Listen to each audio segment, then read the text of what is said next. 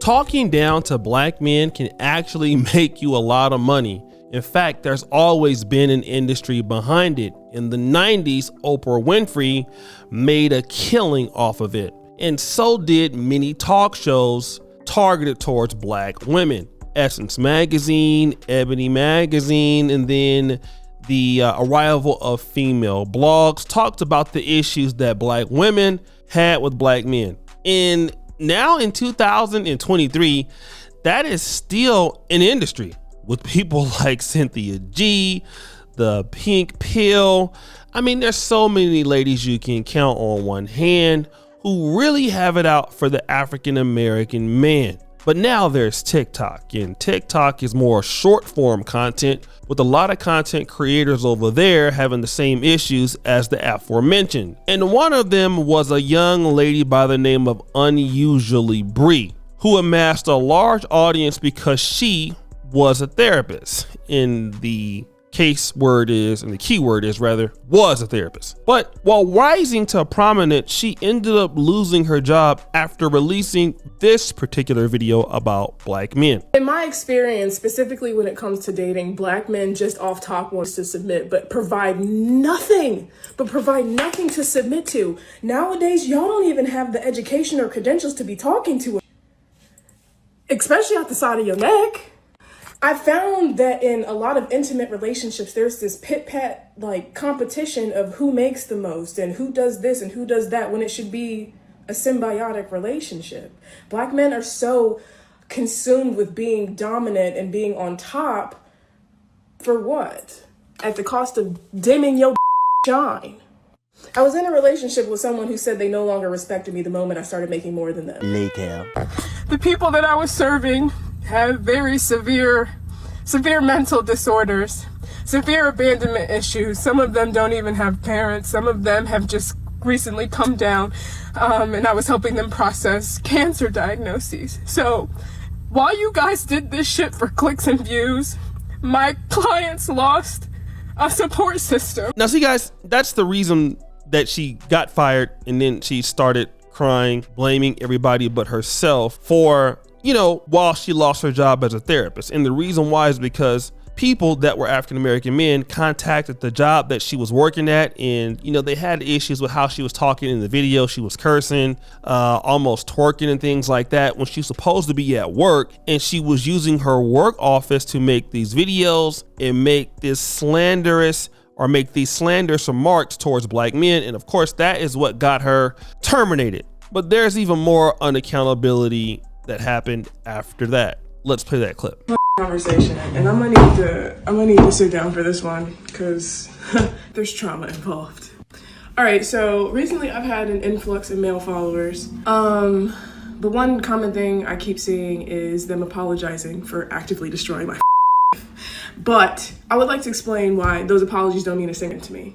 Let me continue. People who struggle to take accountability only apologize after the fact once they see the ramifications of their actions, but they only apologize to make themselves feel better. I was already in such a place, and then on top of losing my job and my clients, my life has been exponentially more difficult. My car's almost been repossessed twice. I don't know how I'm gonna pay my rent daily or fucking monthly. My electric literally just got cut off last week. Despite my best efforts of trying to start my own shit, of trying to pick myself up by my bootstrap, despite my best efforts, the shit has not worked. My life has gone down the drain, bro. Y'all have ruined my professional reputation. And that was the second time after losing the job. You would think like she would take some accountability for her actions and then be like, you know what, man, it's my fault. And she did come have some kind of a phony apology, but no, she still came after black men after getting fired, releasing clips like this. The most powerless men use whatever power they do have. All right, so I'm about to go mind my fucking business, but please go back and watch that. Yes. Here's my 2 cents, and it's gonna piss a lot of you guys off, but what's new, Scooby-Doo? A lot of black men align themselves very closely with white supremacy because they have identity issues. White supremacy is very closely aligned with narcissistic abuse. When you endure narcissistic abuse, you have no identity. So you take all these things around you to try to formulate your identity. But within the Black community, that's at the cost of demeaning and being abusive towards Black women, because the power that you do not have, you muster up enough to inflict on who you feel you have power over. But in actuality, we're all in the same boat underneath white supremacy. I don't know the statistics, Black men have severe identity issues and closely align themselves with the white man to feel some semblance of power. And in order to do that, they put down Black women as a result. That shit's weird as fuck. Now, Miss Girl was speaking about how she was listening to this podcast male saying how Black women are a detriment to the Black community. Boy, that's some white supremacist shit if I ever heard it in my fucking life, babe. If you go back to slavery, Jim Crow, war on drugs, welfare mommies, all of this shit was designed to systemically destroy the Black home. And when you have Black men saying how Black women are a detriment when we're literally shouldering our community, you get Black men with identity issues putting down powerful Black women that are trying to raise our communities. Now, because white supremacy functions the same as narcissistic abuse, I would argue if you do not explore your identity and who you are as a Black person and a Black man or a Black woman, or trans, whatever the fuck, if you are a Black individual and you do not take the time to explore your identity, the suppression and oppression of the narcissistic abusive nature of white supremacy will form your identity, and you will start spouting off the same principles designed to harm and manipulate your identity in the first place. That's a bar, bitch. You paying attention? Because many Black men like to align themselves with the white man under white supremacy. He will never, ever, ever receive what the white man receives, because white supremacy is supposed to uplift white people, not Blackness. So you arguing and saying Black women are a problem, you are feeding into the white supremacy cycle. Go to therapy and formulate your identity. But then, as you saw, she was broke. She was not doing so well. I mean, hey, all of those feminists that you were caping for couldn't help you pay any of your rent, any of your electricities. And it's gotten so bad that the young lady has announced that she's going on OnlyFans. Well, wait a minute. Here we have the therapist going on OnlyFans. But let's check out this clip in which she's crying, talking about she's going to quit social media. I don't know how much longer I can do TikTok or like content creation in general. This shit is literally taking the soul, sucking the soul out of my body. I thought I could be a space for change, but maybe it's not me. Maybe I'm not that girl. Maybe I am not the one that's supposed to champion this shit, and this is a conclusion I really had to come to.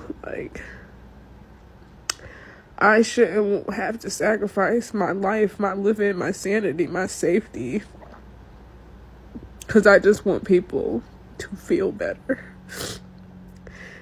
It should not have to be this hard to get people to see the light in themselves for the cost of my life.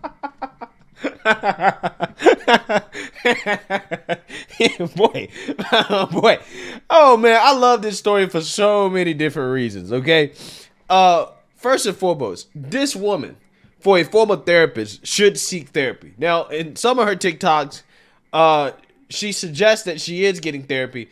However, she should fire that therapist because obviously it's not working, right? She need a real talk, a real ninja talk, right? A real N-word talk, right? You guys know what I'm trying to say. She needs that type of talk, okay? Real talk.